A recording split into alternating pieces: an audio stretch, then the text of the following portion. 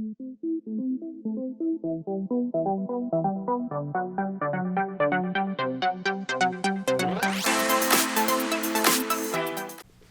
everybody, this is Graeme Anderson, and today I'm going to be looking at Hoarders. Now this is a simple family weight game with gorgeous artwork. All the rules you kind of need are at the back of the box. Pick 2 cards, collect 5 identical nuts, and then win the game. Sounds simple. Now often I'm looking for a nice, quick, simple game to play with members of my family of any age who are not really gamers, or even a game I can take to a restaurant to play while we wait for our food. So I hope that this one will be enjoyable enough to fill that need. So, will this game be a treasured family nut, or should this one be left on the tree? Let's get it to the table, see how it's played, and we'll come back with my final thoughts on Hoarders.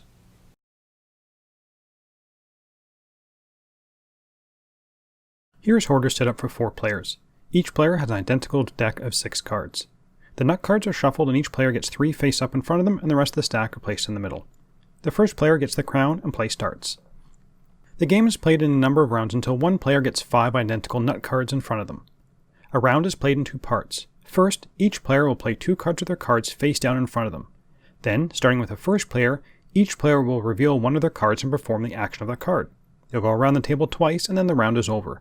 Each player will take the cards back into their hand, and the first player marker moves to the player to the left. Let's have a look at the critter cards. The squirrel allows you to take the top card from the draw deck and add it face up in front of you.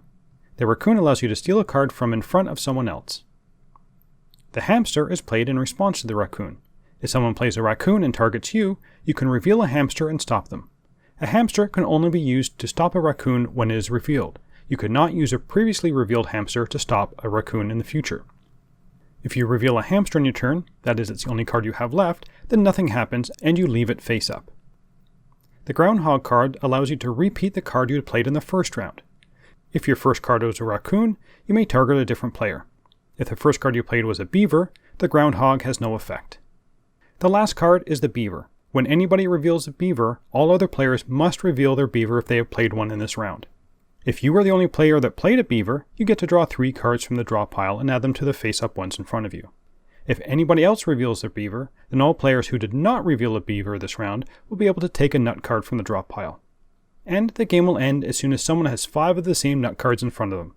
If there are multiple people getting their 5th identical nut card at the same time due to the beaver card, the person closest to the first player is the winner. Now let's get back to see what I thought about Hoarders. Theme and components. The theme at first kind of makes sense, but there does seem to be a little disconnect for me. Why is the same mix of animals in each player's hand? Would it make more sense for one player to be the family of squirrels or the family of beavers? So you're collecting nuts for your family? Also, I'm not exactly sure all the animals in this game actually eat nuts. I don't think beavers and groundhogs eat nuts, but I'm not sure. But I'm reading way too much into the theme for such a simple game. The components are really nice. The art is gorgeous. I love the art on the nut and animal cards. They're just very cute, and it makes the game even that much more approachable.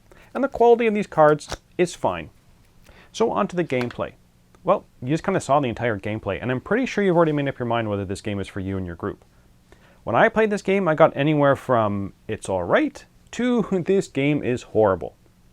Now, for me, I did have some fun with the game. Especially in the first couple rounds, those were entertaining, but you seem to kind of have very few choices.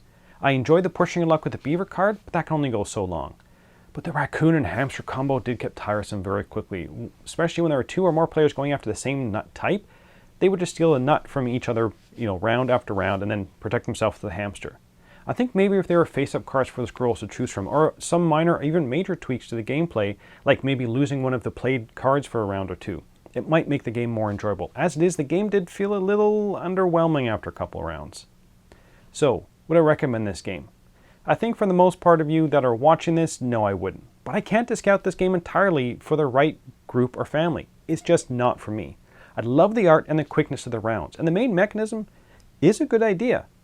But I felt maybe it needed to be tweaked a little bit to make the game more engaging. I also found that even though the box says 15 minutes, that actually felt a tad too long, as we've usually found someone got to an early lead in the first round or 2 because of either good squirrel draws or even better, getting a hamster early on, especially all to yourself. Then it just kind of devolved into a take down the leader game, which is not as enjoyable. I also wish that they had a little more to think about on my turn, as it got repetitive fairly quickly, as it is a super light game and you're doing the same thing over and over again.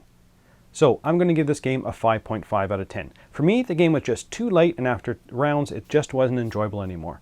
But there will be some groups and families that this will work great for them, as it's not an overly difficult game. It's easy to learn, but I still don't see this one becoming a staple in their collection. And that's it for now. Until next time, thanks for watching.